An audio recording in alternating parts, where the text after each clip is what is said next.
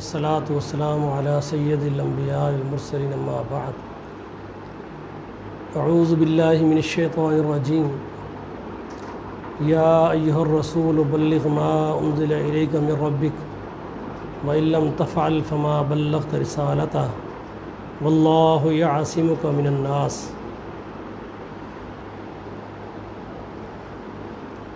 A S F کے programme کے مطابق جو ہفتہ وار ایک دعوتی چھوٹا سا پروگرام شروع کیا ہے ہم نے، غرض و غایت ہماری یہی ہے کہ ہماری آنے والی نسلیں اللہ کا دین صحیح سمجھ سکیں اور اس پہ اپنی زندگی گزار سکیں، چونکہ اس وقت تحقیق کا اور علم کا دور ہے، تو جہاں وہ دنیاوی معاملات میں ریسرچ اور شعور حاصل کرتے ہیں وہاں ان کو اللہ کے دین کا بھی شعور ہونا چاہیے۔ سوال یہ پیدا ہوتا ہے کہ ایسی کون سی چیز ہے جس پر امت کو اکٹھا کیا جا سکتا ہے، اسی پر ہم گفتگو کر رہے ہیں۔ اس میں اللہ تعالیٰ نے فرمایا کہ وَاعْتَصِمُوا بِحَبْلِ اللَّهِ جَمِيعًا وَلَا تَفَرَّقُوا۔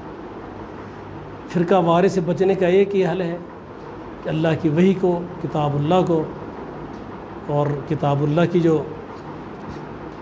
وضاحت رسول اللہ صلی اللہ علیہ وسلم نے کی ہے اپنے عمل سے، اپنے قول سے، اپنے فعل سے،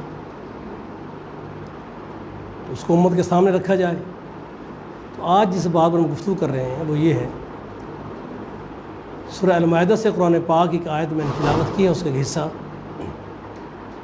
اللہ محمد کریم علیہ السلام کو فرماتے ہیں یا ایھا الرسول بلغ ما انزل الیک من ربک۔ میرا پیغمبر، جو کچھ اللہ عز و جل نے، آپ کے پروردگار نے آپ پر نازل کیا ہے، جو شریعت، جو دین، جو احکامات، جو میسج اللہ عز و جل نے آپ کو دیا ہے، آپ پر وہ منزل من اللہ، جو اللہ کا ایک قانون اور آئین ہے، جو وحی ہے اللہ عز و جل کی، اس کو آپ لوگوں تک پہنچائیں۔ یہ آپ کا نبوت کا ایک فریضہ ہے، اس پہ ذمہ داری ہے۔ وَإِن لَّمْ تَفْعَلْ فَمَا بَلَّغْتَ رِسَالَتَهُ، اگر آپ نے مینوان اللہ کی اس وحی کو لوگوں تک نہ پہنچایا، آپ نے منصب رسالت کے پھر ذمہ داری نہیں نبھائی۔ واللہ یعصمک من الناس، جہاں تک اللہ کے دین پر کسی کا اشتعال میں آنا یا غصہ ہونا یا آگ مخالفت کرنا ہے تو آپ کی حفاظت اللہ کے ذمے ہے، وہی آپ کا نگران ہے۔ آپ لوگوں تک اللہ کی وحی، اللہ کا پیغام پہنچا دیں جو اللہ نے آپ پر نازل کیا ہے۔ محمد رسول اللہ صلی اللہ علیہ وسلم نے آخری حجۃ الوداع پر آپ نے سامعین سے، صحابہ سے یہ سوال کیا تھا کہ کیا میں نے تم تک جو اللہ عز و جل نے وہ منصب مجھے سونپا تھا، جو ذمہ داری دی تھی، کیا میں نے وہ اللہ کا پیغام، وہ اللہ کی وحی، وہ کتاب و سنت وہ تم تک پہنچایا یا نہیں پہنچایا؟ تو صحابہ نے اس پر گواہ بنے کہ اللہ کے رسول، آپ نے اللہ کا پیغام، اللہ کا دین ہم تک پہنچانے کا حق ادا کر دیا۔ پھر اللہ نے قرآن کی آیتیں اتاری کہ الیوم اکملت لکم دینکم واتممت علیکم نعمتی ورضیت لکم الاسلام دینا۔ اللہ عز و جل نے اپنے بندوں کے لیے جو دین چنا تھا، پسند کیا تھا، جو اللہ کا پسندیدہ دین تھا، وہ دین اسلام ہے، اور اللہ نے وہ دین اسلام اور نعمت کو محمد کریم علیہ السلام پر اس حجۃ الوداع کے موقع پر مکمل تکمیل کی بشارت اللہ کے نبی کو دے دی۔ تو وہاں رسول اللہ صلی اللہ علیہ وسلم نے فرمایا کہ میں تم کو ترکت فیکم امرین، میں تمہیں دو چیزیں تمہیں چھوڑ کے جا رہا ہوں، لن تضلوا ما تمسکتم بہما،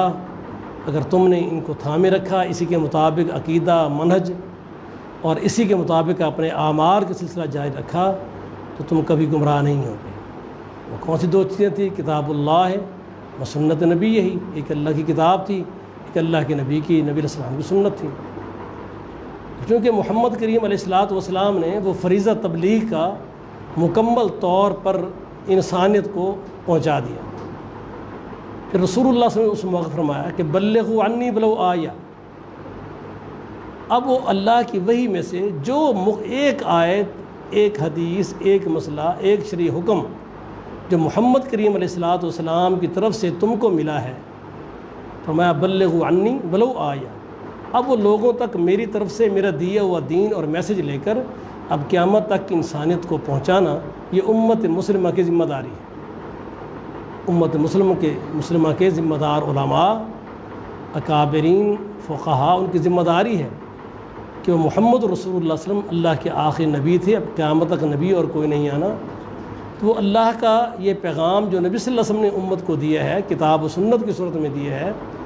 اس کو لوگوں تک پہنچانا ہے۔ لہٰذا آج کا جو سب سے بڑا المیہ ہے وہ کیا ہے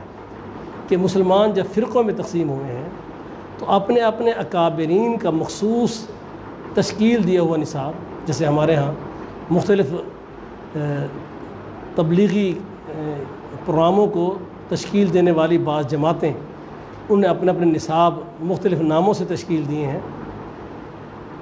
اب وہ لوگوں کو یہ تاثر دیا جاتا ہے کہ تمہیں کتاب اللہ اور احادیث رسول اللہ، وہ جو اللہ کا دین ہے، جو اللہ کی وحی ہے، اس پہ میں گفتگو زیادہ نہیں کرتا کہ امت کا اس پر کوئی اختلاف نہیں ہے کہ اللہ کی کتاب اور اللہ کی کتاب کی عملاً تشریح محمد رسول اللہ صلی اللہ علیہ وسلم کی ذات ہے، آپ کا عمل ہے، اس لیے اللہ کی وحی کتاب اللہ بھی ہے اور اللہ کی وحی احادیث رسول اللہ وہ بھی اللہ کی وحی ہے۔ اب حق تو یہ بنتا ہے کہ چہ جائے کہ اپنے مخصوص نقطہ نظر اور فقہی مسالک کو مد نظر رکھتے ہوئے اس قسم کا معاملات کر کے جو لوگوں میں اپنے مخصوص فرقے کی دعوت ایک ماحول اور اس کا ایک سسٹم دیا گیا ہے،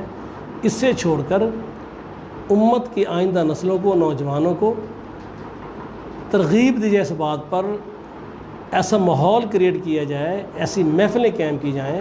انہیں کتاب اللہ کا ترجمہ، کتاب اللہ کی تفسیر، احادیث رسول اللہ کا ان کا ایک ذوق و شوق پیدا کیا جائے تاکہ آئندہ نسلیں ہماری اور دور حاضر کے نوجوان بھی وہ اللہ کی کتاب کو ترجمے کے ساتھ پڑھیں، اس کو سمجھیں۔ رسول اللہ صلی اللہ علیہ وسلم کی احادیث کی جو مشہور امت کے پاس کتابیں ہیں، سن سیاستہ ہے، سیاستہ میں سے دو صحیح ہیں جس پر امت کا صحت کا اجماع ہے، صحیح بخاری اور صحیح مسلم، تو اس کو لوگوں کے سامنے پیش کیا جائے، اس سے لوگ پڑھیں۔ اور میری رائے اس میں یہی ہے، بلکہ مشورہ اور نصیحت بھی یہی ہے کہ نوجوان خود، اب تو نیٹ کا دور ہے، میڈیا پر یہ چیزیں موجود ہیں، تو آپ احادیث کی بکس بھی وہاں سے مختلف زبانوں میں ان کے ترجمے بھی موجود ہیں، اردو ترجمے تو عام ہیں اس میں، تو آپ ہر مسئلے پر، اپنے ہر معاملے پر، وہ معیشت کا ہو، معاشرت کا ہو، عقائد کا ہو، اعمال کا ہو، نماز کا ہو، روزے کا ہو، آپ رسول اللہ صلی اللہ علیہ وسلم کی احادیث سے براہ راست استفادہ کریں۔ یہاں ایک کوشچن اکثر ہمارے ہاں معاشرے میں کریٹ ہوتا ہے کہ جی یہ کتاب اللہ کو اور سنت رسول اللہ یا احادیث رسول اللہ کو سمجھنا یہ ہر ایک کے بس میں بات نہیں ہے، تو میں اس سے اختلاف نہیں کرتا، لیکن آپ پڑھنے تو دیں، علماء عوام کو، لوگوں کو اس کی دعوت دیں، اور ساتھ یہ کہیں کہ اگر آپ کتاب و سنت کو پڑھیں، جو بات آپ کو اس کے سمجھنے میں تشنگی محسوس ہو یا کوئی کمی محسوس ہو رہی ہے کہ آپ کو سمجھ نہیں آ رہی، تو لازم ہے کہ آپ اپنے قریب کے سمجھدار علماء سے رابطہ کریں اور ان سے پوچھیں کہ یہ حدیث میں نے پڑھی ہے، یا قرآن کی آیت کا یہ مفہوم میرے سمجھ میں ایسا ہے، تو کیا صحیح ہے یا اس میں میں غلطی کر رہا ہوں؟ میں قطعاً یہ نہیں کہوں گا کہ آپ علماء سے ماورا ہو کر، ان سے ہٹ کر خود ہی اپنے فیصلے کرنے بیٹھ جائیں، نہیں، آپ اسٹڈی ضرور کریں، پڑھیں ضرور، لیکن جہاں جہاں آپ کو پڑھتے ہوئے کوئی چیز محسوس ہو تو آپ تکبر میں آ کر خود گمراہی کے راستے نہ کھولیں، جیسے آج کل میڈیا پہ کچھ لوگ بیٹھے ہیں اور وہ اپنے آپ کو اہل علم سے، حالانکہ تو اللہ قرآن میں کہتے ہیں کہ فَاسْأَلُوا أَهْلَ الذِّكْرِ إِن كُنتُمْ لَا تَعْلَمُونَ، تو آپ کو چاہیے کہ اگر آپ نے کوئی چیز پڑھی ہے تو اس پہ علماء سے گفتگو کر کے اس کے صحیح موقف کو حاصل کریں۔ صحیح منہجی علماء جو کتاب و سنت جن کا منہج اور عقیدہ ہے، ان کے ساتھ مل بیٹھیں، ان سے بات چیت کریں، ان سے پوچھیں۔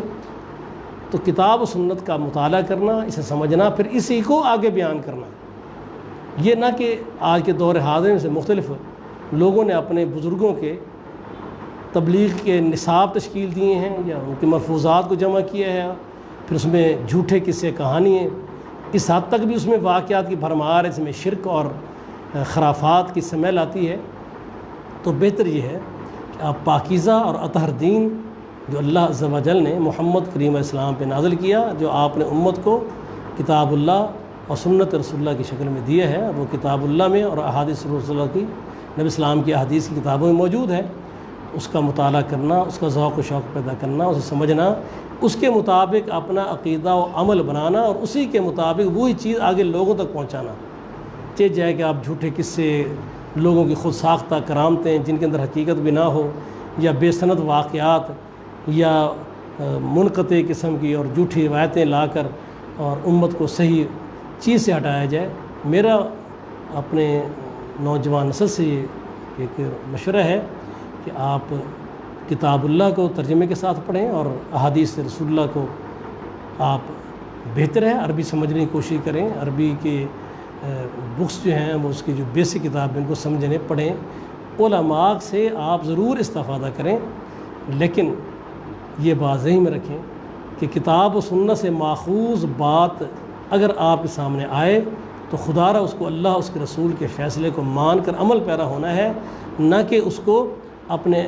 فرقہ وارانہ تعصب میں چھوڑ کر کتاب و سنت دور ہٹ جائیں، تو یہ گمراہی کی ایک علامت ہے۔ تو میری گزارش ہے کہ کتاب اللہ اور احادیث رسول اللہ کا براہ راست نوجوان اس دور حاضر مطالعہ کریں، اور اس سے مزید فہم اور احادیث سمجھنے کے لیے اور کہیں ان کو تشنگی محسوس ہوتی ہے تو قریب کے علماء سے یا جس سے نہ سمجھیں اسے علمی